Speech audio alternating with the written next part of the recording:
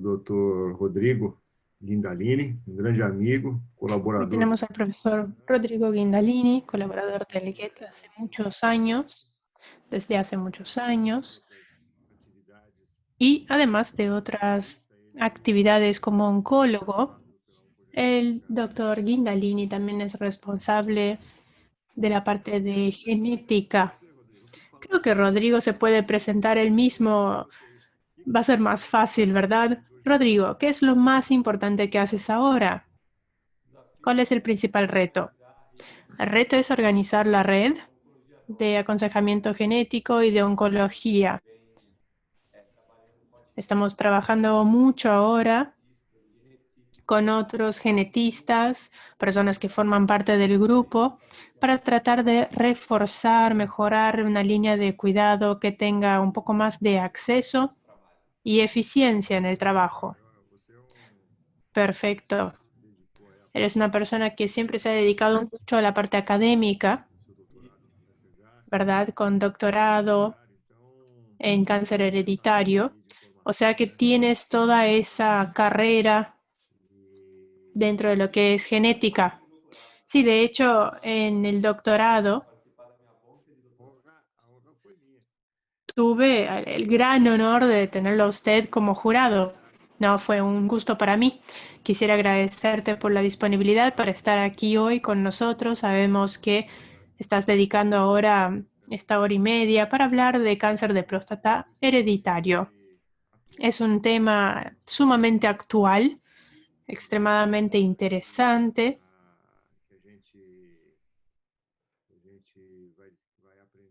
Hay mucho que vamos a poder aprender hoy seguramente contigo.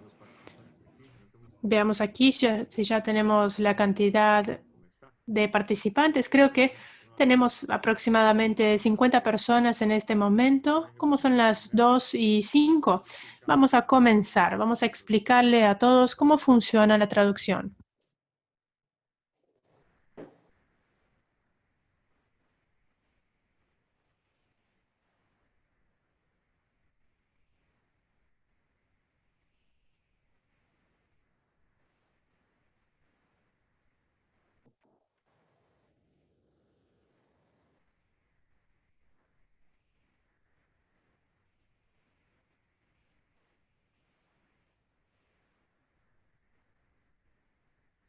Obrigado, Nelson y Estela. Tenemos la honra ahí de Vítor Ferraz también. Tenemos el honor de Vítor Ferraz, que nos apoya en las reuniones. Buenas tardes a todos. Vamos entonces a empezar. Rodrigo, muchas gracias. Tenemos 50-55 minutos para su ponencia. Y como siempre hacemos, vamos charlando sobre el tema, y si tenemos alguna pregunta interesante podemos hacerlas por la chat. Bueno, muchas gracias, Benedicto, por la invitación. Es un gran honor lograr participar aquí con los especialistas del área. Realmente todos nos emociona mucho esta área. Y cáncer de próstata hereditario. Para hablar de esto, vamos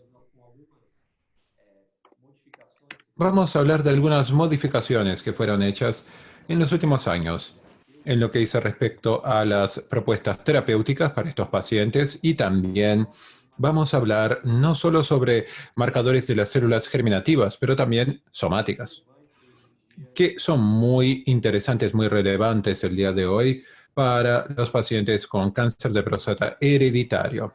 Para tanto, vamos a hablar de algunos conceptos sobre lo que es la célula germinativa, somática también. Y también vamos a hablar de este concepto que está muy consolidado, pero es bueno entrar en los detalles y así hacer una buena discusión de los marcadores hereditarios y somáticos. Para empezar, ¿cuándo empezamos a evaluar un paciente con el cáncer de próstata a día de hoy? Tenemos varias pruebas que tenemos y podemos utilizar en la práctica clínica. Tenemos las pruebas germinativas que evalúan la mutación del BRCA1, 2, ATM. En este caso, nosotros hacemos la lectura, leemos el ADN y tenemos, claro, algunas pruebas que son utilizadas como una firma, en inglés signature, del tumor, que pueden definir el prognosis de estos pacientes. Y acá estas firmas evalúan la expresión de la ARN y a través de estas firmas tenemos el intento de determinar la mejor estrategia terapéutica para estos pacientes, mismo que no tenemos ningún estudio clínico aleatorizado que valide estos marcadores. Muchos ensayos clínicos prospectivos que ya fueron publicados, estos son los nombres de los estudios ya que están en el mercado, Decipher, Prolaris, Oncotype. Tenemos también algunos marcadores proteicos, como Ki67, y también algunas firmas que pueden determinar estos pronósticos. Vamos a enfocar apenas en este nivel del ADN.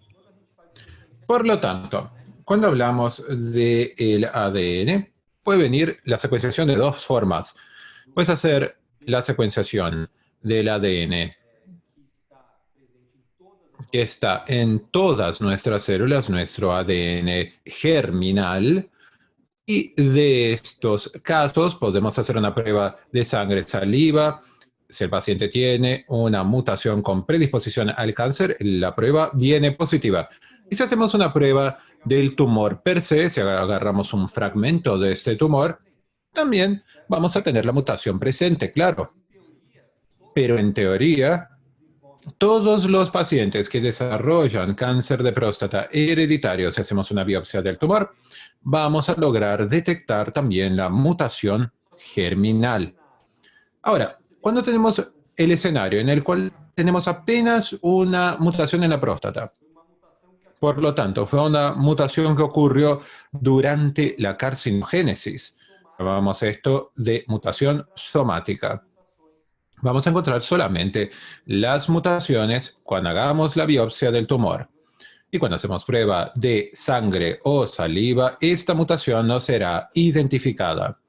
Y del punto de vista terapéutico es muy importante hacer investigaciones también en la próstata del paciente, del tejido tumoral, para determinar la terapéutica. Esta es una definición muy importante porque la investigación germinal, hacemos la investigación del individuo, la somática, hacemos la investigación del tumor.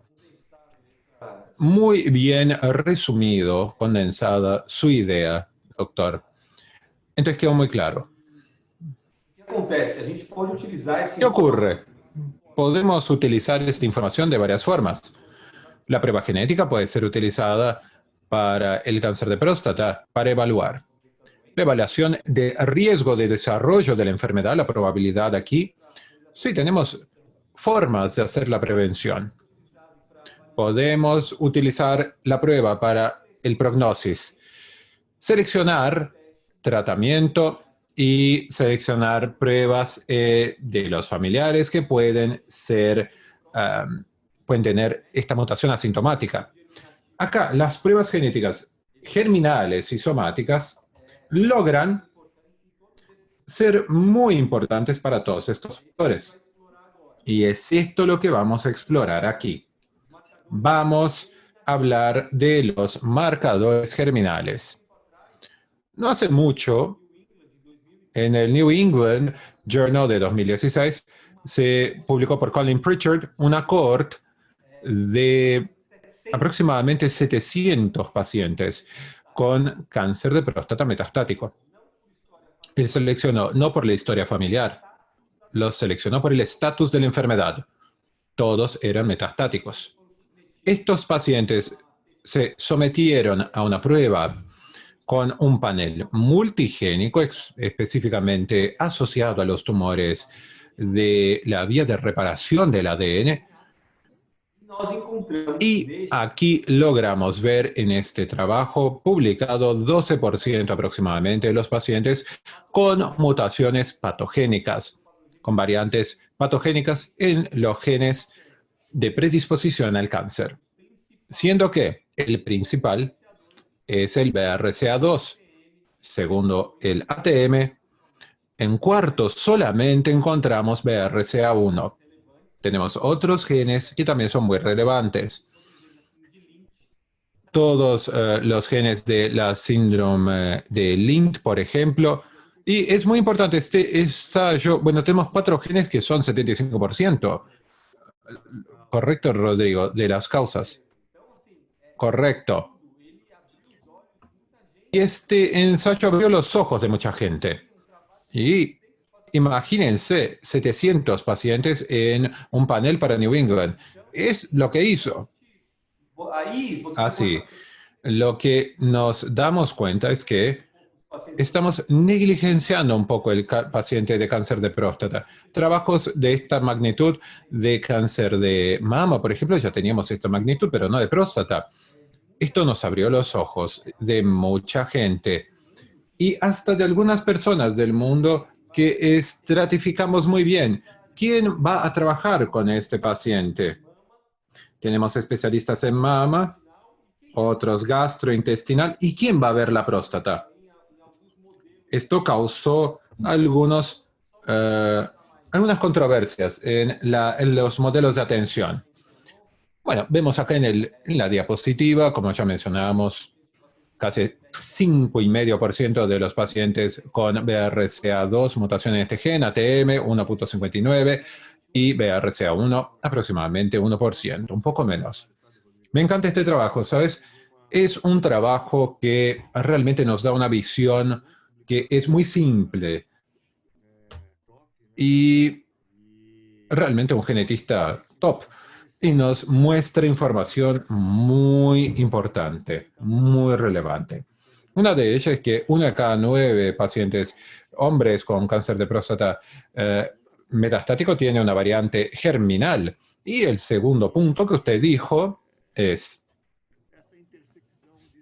esta intersección de especialidades. Cuando tenemos una mujer que se trata con cáncer de mama con BRCA1, 2 mutados, que son los más frecuentes, ¿cómo hacemos esta intersección de planeo con los hombres? Los hombres de la familia, claro. Y esto generó, claro, un montón de ideas. Y aquí entra la oncogenética, el lograr trabajar con la familia. Eso es muy, muy importante. Como usted dice, este es el gran desafío del día de hoy de los centros oncológicos. Estamos no solo viendo el paciente cuando pedimos el examen por un panel y vemos estas variantes patogénicas, tenemos que pensar en todos los integrantes de la familia. Y claro, esto es un trabajo que es mucho más detallado de lo que simplemente ver una paciente que tiene una variación de BRCA. Esto también causa algunos problemas porque a veces no es posible hacer este panel o examinar todos los integrantes de la familia, claro. Este es un punto entonces que es de los más interesantes. Muy bien.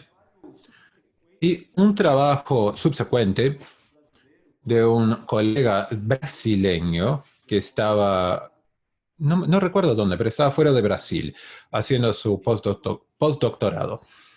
Y hizo un refinamiento. Agarró el mismo trabajo, 150 pacientes con cáncer de próstata avanzado recurrente, y aquí con la secuenciación de los genes, llegamos al 14%. Acá el 14% tenían mutaciones germinales. Los porcentajes, claro, son los mismos. BRCA2, ATM, CHEK2, BRCA1. Pero se hizo un refinamiento de la histología. Y se vio que los pacientes que tenían una histología intraductal presentes en la biopsia o en el muestreo de la prostatectomía, estos pacientes tenían un 40% de chances de un cambio, de tener este cambio genético. Por lo tanto, aliamos la prueba y vemos los pacientes metastáticos y también los pacientes con la presencia de la enfermedad intraductal. Son pacientes con una alta probabilidad de mutación genética. Entonces este fue un refinamiento.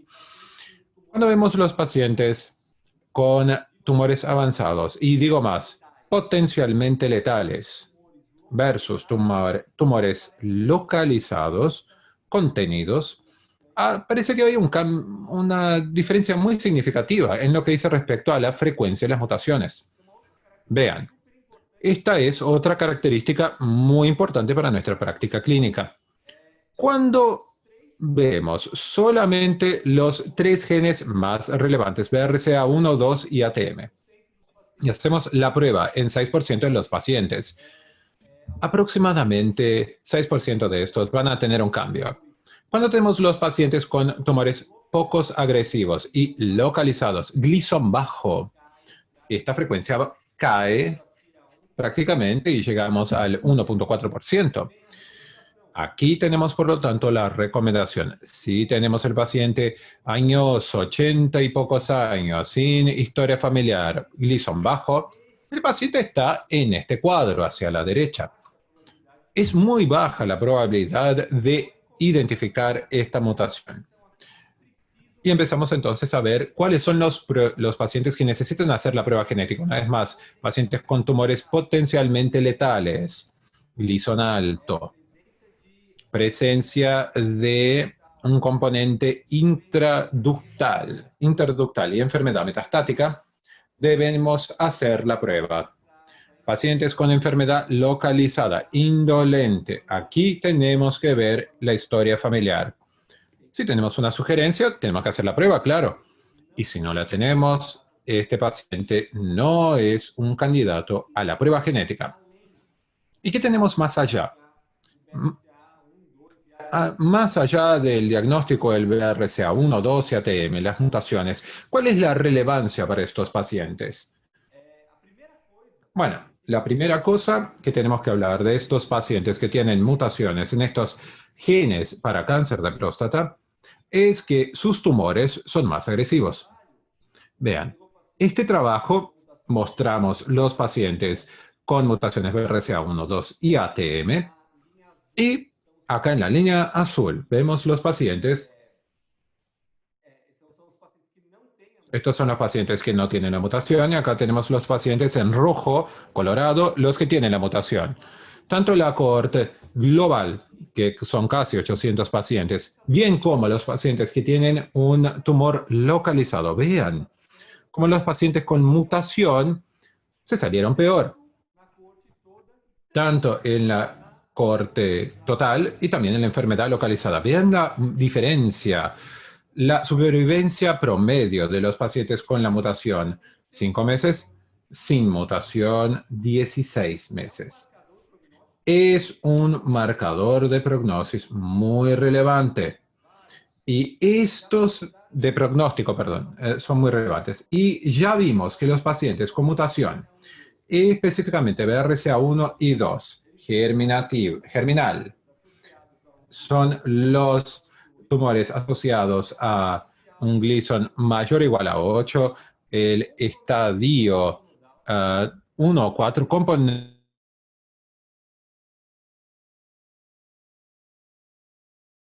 y metástasis.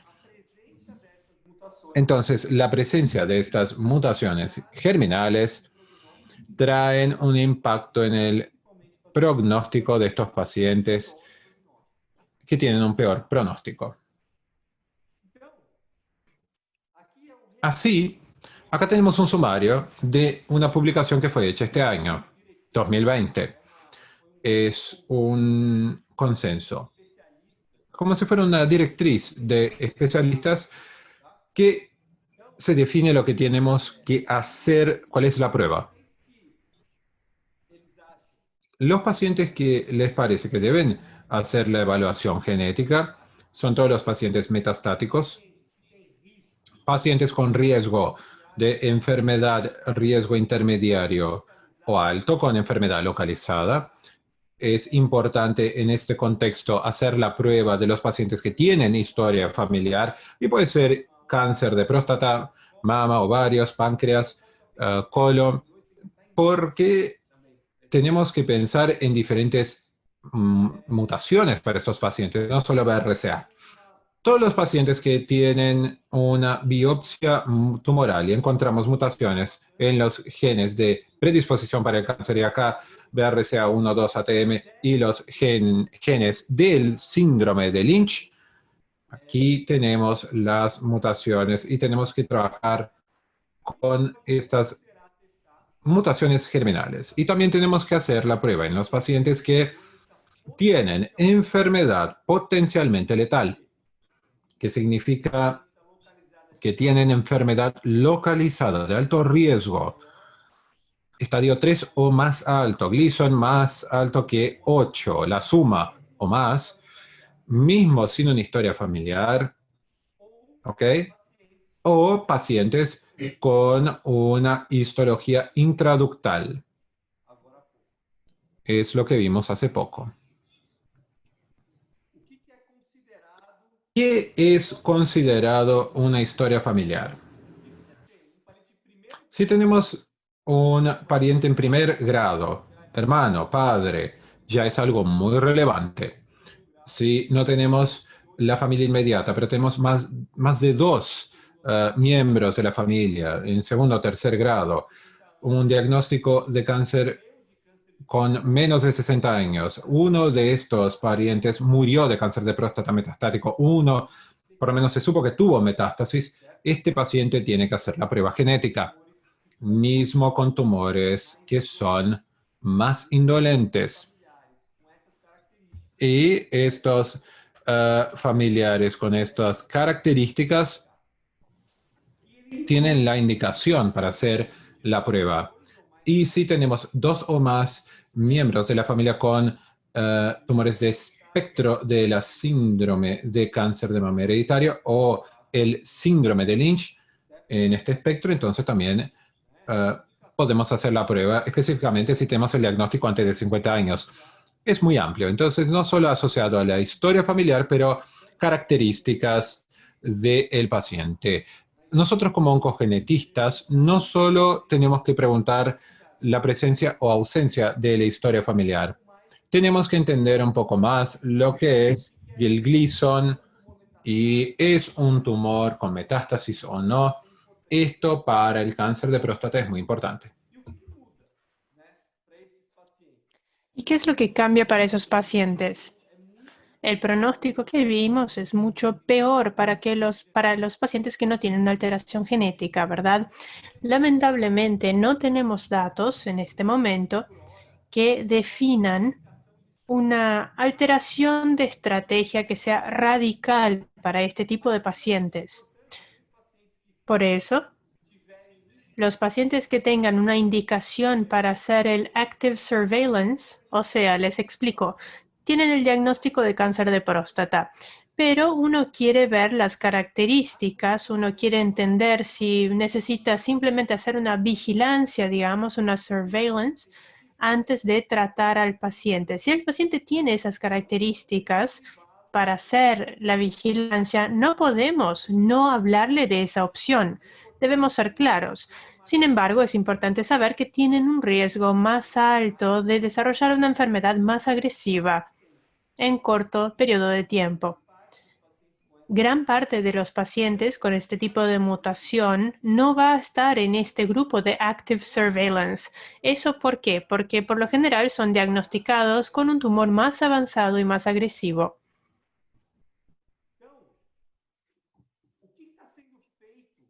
¿Qué es lo que se está haciendo entonces en la comunidad científica ahora para tratar de definir para los oncogenetistas qué es lo que hay que hacer? Si hay que cambiar el seguimiento de los pacientes o no. ¿Hay una estrategia de rastreo diferente o hay otra estrategia que seguir? Bien, hasta el momento el trabajo más importante sería el Impact Study, que está en marcha. Este estudio tiene dos brazos. Toma los pacientes con cáncer de próstata, se hace la secuenciación de todos los pacientes. Los que fueron positivos para BRCA1 y 2 van hacia un camino muy interesante. Si están en la familia de pacientes con BRCA1 y 2, si hay pacientes que tienen la mutación, que son hombres, y los que no tienen la mutación, se ve cómo van los pacientes año tras año. Se hace un seguimiento con una investigación de PSA en la sangre y en la orina. O sea, una visita al año para ver ese nivel. Si el PSA fuera más que 3, se hace la biopsia. Así era el camino. Aunque tuvieran una próstata por ahí un poco más grande, que podría ser hiperplasia benigna o lo que sea. O sea, dentro de una familia BRCA, las personas que tenían BRCA iban por un camino diferente de los demás. Y vean qué interesante aquí los datos que publicaron. Esto todavía está en marcha, pero se ha publicado un poco. La detección de cáncer de próstata en pacientes con mutación BRCA2 fue 2 veces más que para los pacientes que estaban en el brazo de control. O sea, si uno espera que el PSA llegue a 3 o más que 3 en este caso, hay 2 veces más chance de conseguir encontrar una mutación de BRCA2. Ahí está la primera discusión. El PSA, ¿tendremos que esperar realmente que llegue a 3 para hacer la biopsia para BRCA2? Eso todavía no lo sabemos. Queda la pregunta todavía. Es una sugerencia para discutir. Y vean aquí qué interesante. Gran parte de los pacientes con mutación de BRCA2 tenían tumores de riesgo intermedio o alto. De estos 3,3, 2,4% tenían la mutación.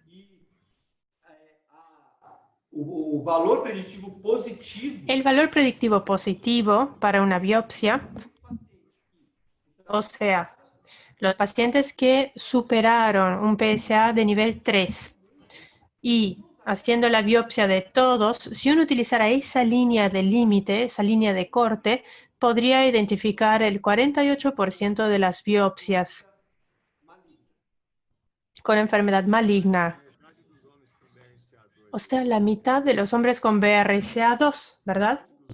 Metade dos homens com PSA. La mitad de los hombres con PSA de 3 y BRCA2 tienen cáncer, ¿correcto? Exacto. Fabio nos está haciendo una pregunta, de hecho 2 preguntas. Vamos a aprovechar que estamos en este tema de BRCA2. Fabio nos pregunta, ¿hay alguna correlación de fenotipo, genotipo para cáncer de mama y próstata para hombres y mujeres? Dentro de BRCA2, ¿hay algún tipo de variable que sea común y que aumente el riesgo para esos perfiles? Gracias por la pregunta, Fabio. Están ahora empezando a hacer los clusters, los grupos para BRCA2, para mama y para ovario. Hay un trabajo del JAMA, de Rebeck, que lo mostró de manera muy interesante y eso se está repitiendo ahora en otros estudios.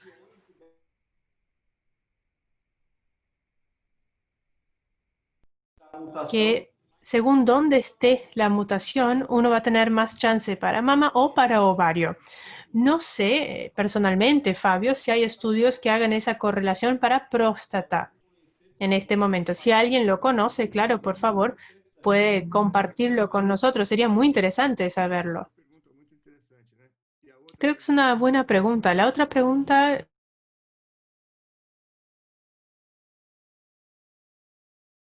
hombres, prácticamente la mitad va a tener el riesgo de tener una biopsia positiva.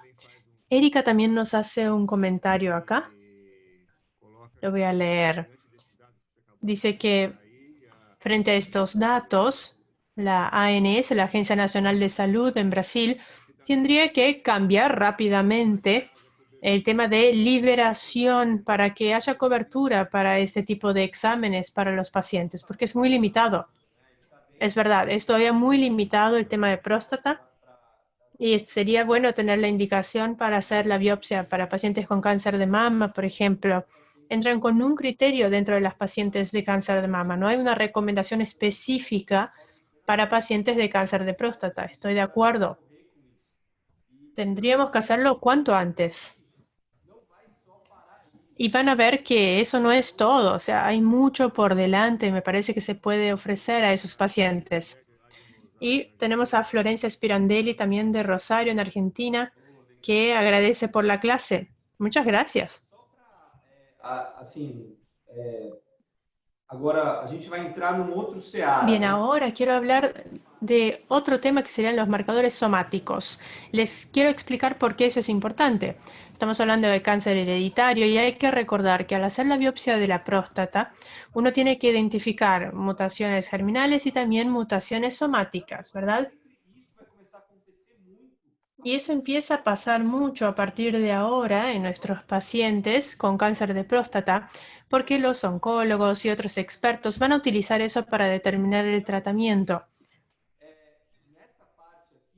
En esta parte, el primer punto que quisiera mostrarles es que en un estudio grande, con 150 pacientes con cáncer de próstata, se hizo una secuenciación y vean aquí los números, es impresionante, 90% de los pacientes tienen algún tipo de variable genética actionable, como se le dice, o sea, algo que uno puede utilizar para recomendar un tratamiento personalizado, ya sea una alteración somática o germinal, ¿sí?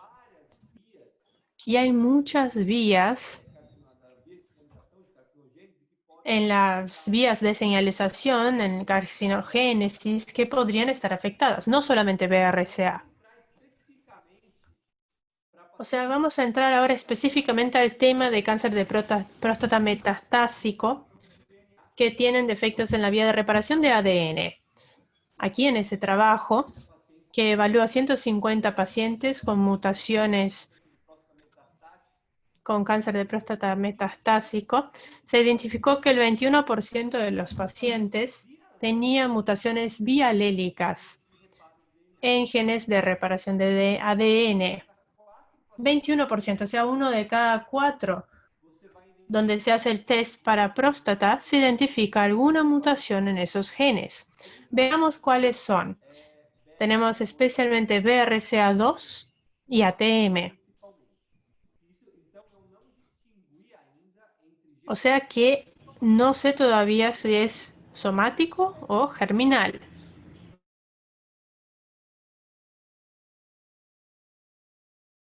Esos genes de reparación del ADN. Vemos este segundo trabajo.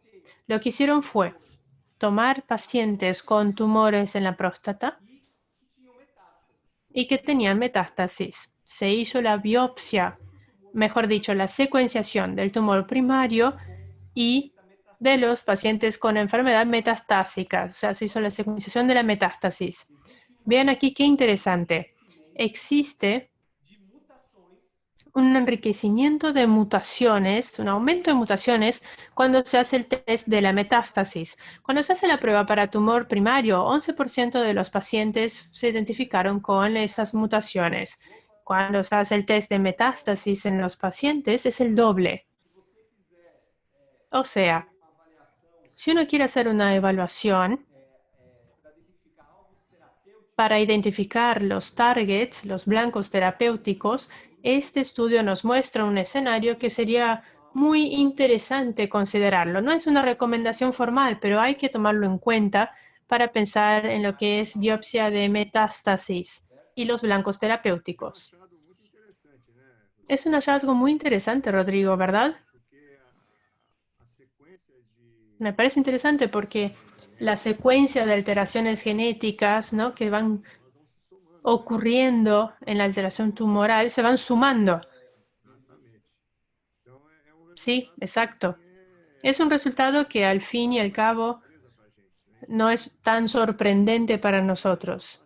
O sea, siempre que uno tenga que planificar un tratamiento, si uno puede entonces tomar material de la enfermedad más reciente, o sea, algo más reciente, realmente va a ser mejor para entender.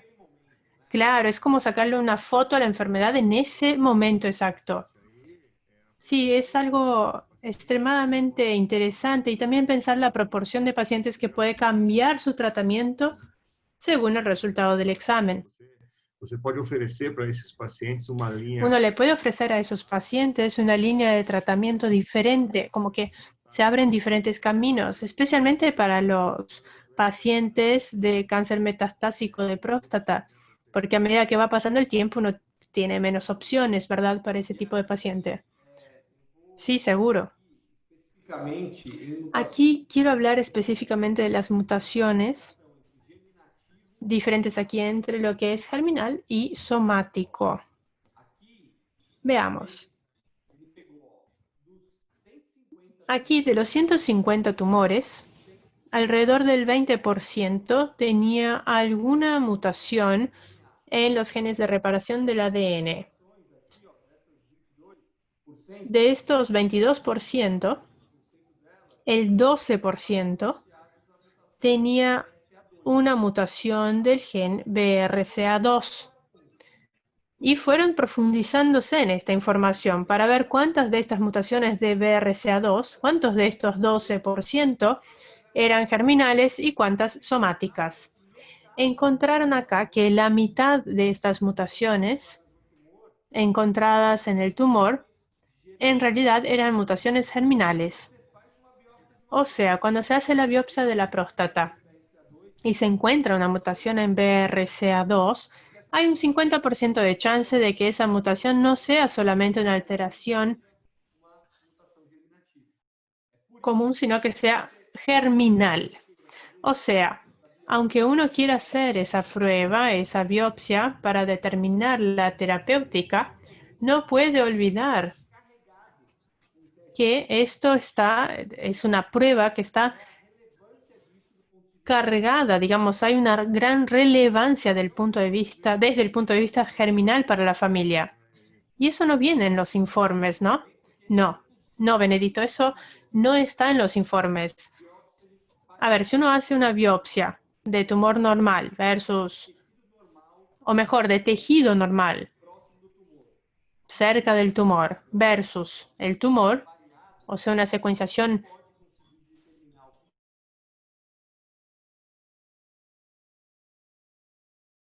Pero gran parte de los laboratorios comerciales hace una secuenciación solamente del tumor. Claro, y eso involucra algunos aspectos éticos, ¿verdad? Uno le da una noticia por ahí que no es la noticia que era el objetivo del examen. Claro. Y ahí entra la importancia del conocimiento de la persona que ha solicitado ese examen para interpretar bien el resultado.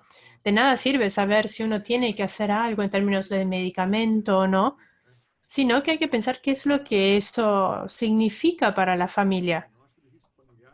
Uno está haciendo un diagnóstico de riesgo familiar y un 50% acá es un valor que no es despreciable, ¿verdad, Rodrigo? Claro.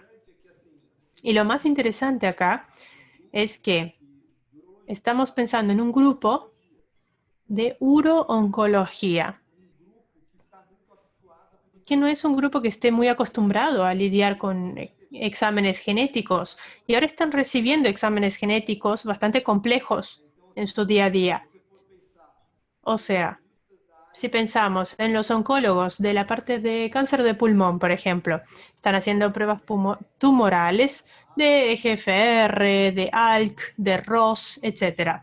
Eso se fue entonces introduciendo de una manera lenta en la rutina. Y hoy día tienen una serie de opciones diferentes, información molecular, todo muy relevante para determinar la terapia. Ahora, en lo que es uro-oncología, eso todavía no es tan común. Antes era simplemente PSA, Gleason, alteraciones histológicas y nada más. O sea que ahora llega como esta nueva ola con mucha complejidad y mucha información. Bien, pasemos aquí ahora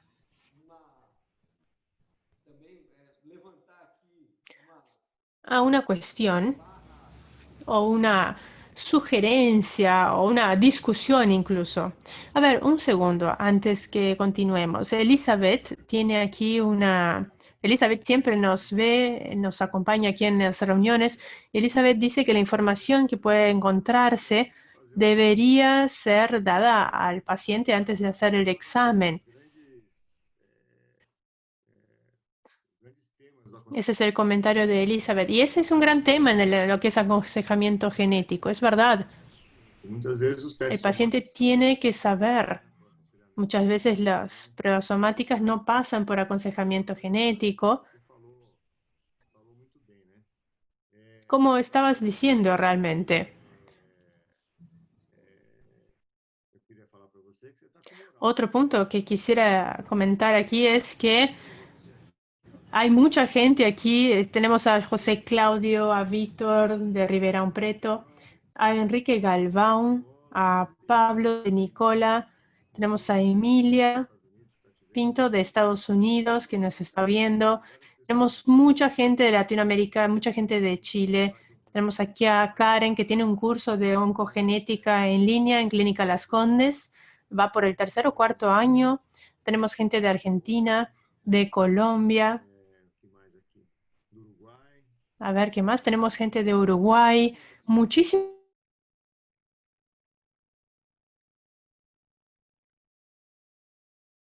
Que estás muy bien, un buen estatus. Bueno, muchas gracias. Vamos a tener una sesión de preguntas, una discusión y espero interactuar con todos ustedes para divertirnos. Ya estoy por concluir aquí mi presentación y de hecho Elizabeth hizo ese comentario, ese último comentario, ¿verdad, Benedito? Sí. Elizabeth, es interesante eso. Quisiera comentar ese tema.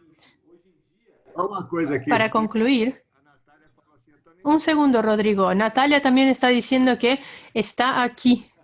Perdón, Natalia, no había visto tu nombre. Perdón, es una gran lista de personas. Hay gente de Perú también, exacto, de Porto Alegre. La gente va comentando aquí en el chat. Excelente, excelente. Muchas gracias. Gracias por acompañarnos. Bien, como les decía, para concluir el tema anterior, de germinal, de tumoral, de somático, en fin.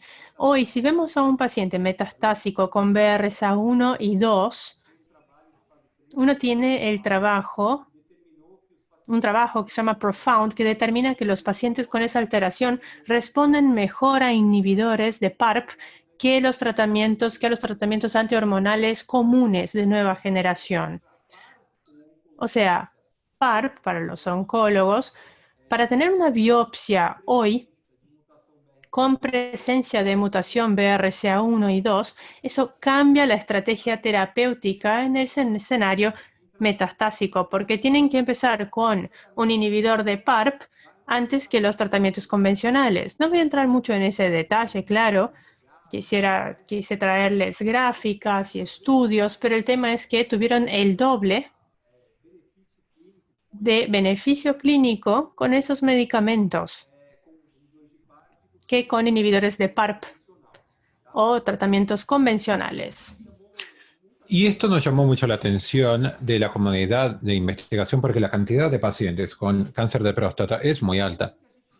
¿Y cómo logramos entonces hacer la investigación, evaluación genética de todas estas personas? Aquí necesitamos, existe un modelo que facilite esta prueba porque es muy difícil lograr generar y trabajar con todos los pacientes que necesitamos hacer la prueba. Y tenemos los pacientes con cáncer de mama, próstata, Lynch. ¿Cómo hacemos entonces ahora este cuidado, esta secuenciación dentro de la línea de cuidado con los pacientes de cáncer de próstata específicamente? Y este consenso que fue publicado recientemente en el GSO trae esta discusión entre el modelo tradicional de la genética y modelos de innovación. Acá tenemos que discutir esto. Las personas que no son especialistas en genética, ¿cómo logramos hacer la optimización del asesoramiento, la consejería genética? Y esto es lo que Elizabeth le gustaría. El modelo tradicional es excelente, es el cual podemos resolucionar los potenciales problemas después del diagnóstico y cuando vemos un cambio genético. Imagínense si todos los pacientes que hacen una biopsia de próstata pueden discriminar si tienen que hacer el inhibidor de PPAR y después, bueno, esto no es viable. Y en esta nueva situación, esto fue colocado en check. Y tenemos varios otros modelos que se hacen la prueba. Y depende de cada uno del contexto de su institución, empezar a trabajar con lo que es más viable. Pero de una forma general, estos modelos utilizan muchas veces herramientas tecnológicas de tecnologías o incluso profesionales que no tienen una formación tan especializada en genética para proveer las informaciones que son por lo menos fundamentales antes de la prueba genética. Esto puede ser hecho por videos educacionales, puede ser hecho con material escrito. Esto puede ser hecho por profesionales que, una vez más, les digo, no son genetistas, pero hay un modelo en el cual apenas se ve la historia familiar enfocado en esta prueba específica para este paciente específico, se hace una pregunta específica, o también tenemos la alternativa de recolectar toda la información de la familia. Cuando tenemos el diagnóstico para los pacientes que fue hecho estrictamente para la determinación de la terapéutica y la prueba que es negativa, no necesitamos hacer el análisis subsecuente a este paciente, pero el paciente que tiene una mutación patogénica, ahí sí, estos pacientes tienen que ser encaminados. Y si ponemos aquí, digamos, si hacemos una biopsia de próstata en 20% de los pacientes, tenemos mutaciones de genes de reparación del ADN. De cada 10 pacientes que hacemos biopsia, y si seguimos con este modelo, solamente 2 van a ser necesariamente encaminados para la evaluación genética. Los otros 8 que solo hicimos para evaluar la terapéutica, no van a necesitar hacerlo. Y esto abre entonces más espacio en el servicio de genética para atender al paciente que lo necesita. En estos modelos necesitamos empezar a pensar en una terapia específica para el paciente, porque como dice el dicho en inglés, no hay un modelo que sirve para todos. Lo ideal es que se valide esto con la población y que se hagan ensayos prospectivos para evaluar lo que está siendo acepto por los pacientes para traer tranquilidad y la información correcta. Tenemos que fomentar este tipo de estudio, de ensayo, para encontrar el mejor tamaño o mejor tratamiento para cada paciente. Y una cosa muy importante, Rodrigo, es el concepto que usted acaba de explicar.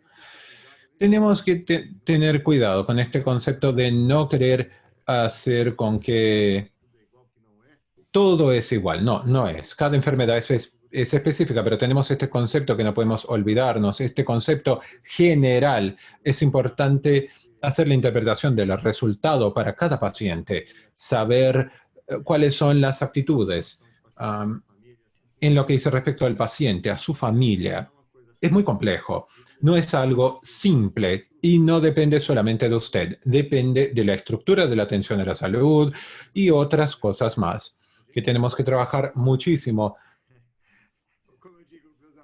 Como les digo a mis amigos, la testosterona alta. A gente tem que o sangue novo aí que todo mundo que está assistindo. Tenemos que tener sangre nuevo en la investigación y todos tenemos que mirar esto de forma seria.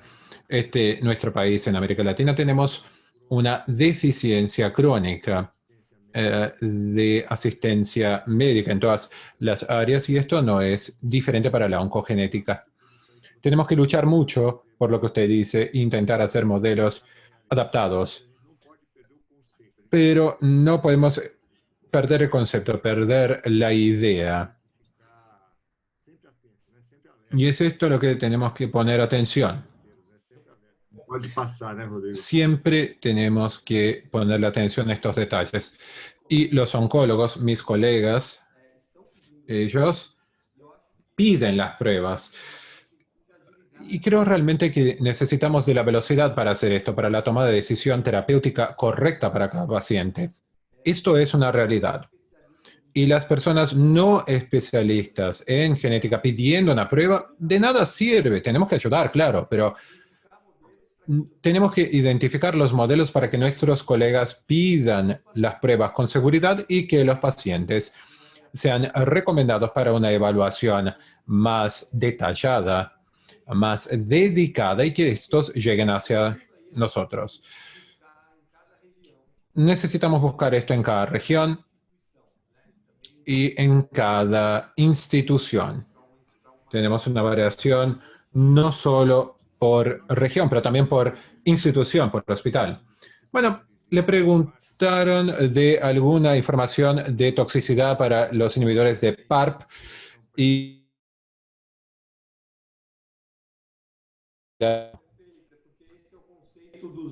bueno, este es el concepto de los otros ensayos. Los pacientes que están empezando a ser los inhibidores de PARP para cáncer de mama, próstata, páncreas y ovario, tenemos esta dependencia, la utilización o no de la cisplatina en la utilización anterior. La platina es una primera línea de elección para tratamiento y también tenemos el Taxel, claro. Y en este estudio no necesitábamos exponer el paciente a platina para tener una respuesta para ser candidato. Eran pacientes que progredían para la primera línea y después tenían que hacer una evaluación, un cambio genético, y eran aleatorizados para inhibidor de PARP versus enzalutamina. Y me olvidé el otro, pero son los tratamientos más modernos, antihormonales, para cáncer de próstata. Si alguien se recuerda,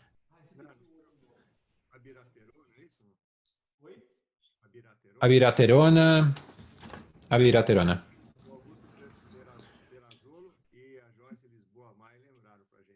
Bueno, Augusto y Joyce se recordaron. Muchas gracias. Teresa Lorero también me le gustaría agradecer por su ponencia. Muy buena ponencia desde Porto Alegre. ¿Qué ocurre? Estos pacientes, no solo en este escenario de cáncer de próstata, platina no entró como condicionante para cáncer de ovario y cáncer de páncreas. Esto ocurrió. Tenemos que exponer el paciente a platina, después la respuesta de tratamiento y después puede ser candidato para la utilización del inhibidor de PARP. Para llegar a una conclusión, quería hablar de algunas conclusiones. Primero, mutaciones en genes de reparación de ADN son comunes, específicamente en cáncer de próstata metastático. Tenemos una necesidad de diferenciación entre mutaciones somáticas y germinales.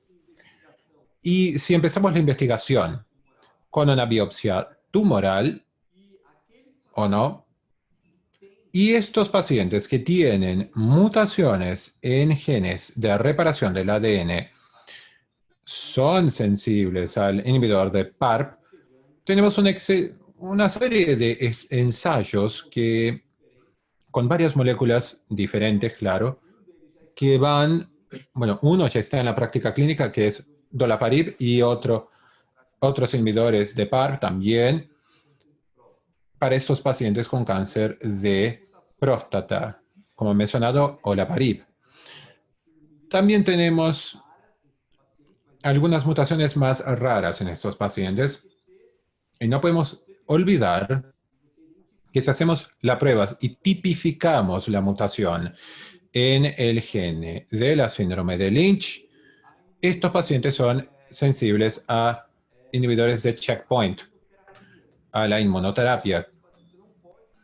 Por lo tanto, no podemos perder esto de su perspectiva. Si usted como genetista, oncogenetista, si hacemos una prueba genética y de un cáncer metastático y viene con una mutación del gene de Lynch, tenemos que hacer esta consideración para el médico que encamina al paciente. Bueno, el paciente tiene síndrome de Lynch, probablemente es un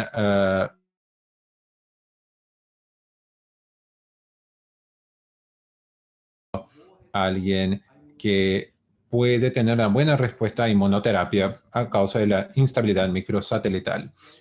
Y tenemos una gran discusión en la comunidad científica para nuevos modelos de consejería genética, para poner en el contexto actual de la necesidad de evaluación terapéutica que necesitan ser desarrollada. La diferenciación entre mutación tumoral, somática y germinal versus germinales no es un concepto ampliamente dominado por profesionales que trabajan con pacientes oncológicos. Siempre necesitamos entonces aclarar, no solo para los pacientes, pero para los profesionales que trabajan con los pacientes que tienen cáncer. Bueno, eso es todo. Dejo mi ponencia y estoy aquí para empezar nuestras charlas. Bueno, charlamos durante la ponencia, la gente le agradece, Florencia y Rosario también dijo que la ponencia fue excelente. Carlos Sick, un gran abrazo. Mis profesores, sí, oncólogos clínicos, que deberían trabajar con la oncogenética para trabajar con la oncogenética y no perder la posibilidad de orientación. Y aprovechar para decir que Erika dice que la próxima ponencia va a ser en agosto en el GET y vamos a hablar de un tema muy correlacionado a este asunto que es relaciones terapéuticas para la consejería genética. Es algo muy interesante y es muy interesante aprender con ellas y discutir con todos.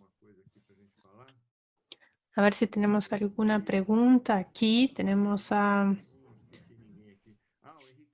Víctor, a Enrique Galván. Enrique Galván, de hecho, nos está diciendo que los exámenes tendrían que venir con los números, de verdad, de frecuencia alélica. Sí, ahora estoy aquí entrando al chat para leer. Excelente, no lo había visto todavía. Recién ahora empecé a leer el chat. Sí, tuvimos más de 80 participantes. Quisiera, de hecho, agradecerle a cada uno de ustedes y, lógicamente, muchísimas gracias, Rodrigo, por tu tiempo, dedicación, competencia, excelente presentación y también por colaborar aquí con nosotros, con el Grupo Latinoamericano de Estudios de Tumores. Ha sido excelente. ¿Puedo contestar lo que comentaba Enrique? Enrique, pienso que sí, pienso que tendríamos que decir los números. El tema es que cuando uno pone esa información, no puede utilizarla. ¿Cómo lo voy a explicar? No puede tener, digamos, una diferencia completa, o sea, cerca de 50%, no podemos decir seguro que es germinal, o sea, no podemos. Podríamos equivocarnos si hacemos eso. O sea que pienso que en nuestra evaluación, como especialistas, como personas que saben lo que significa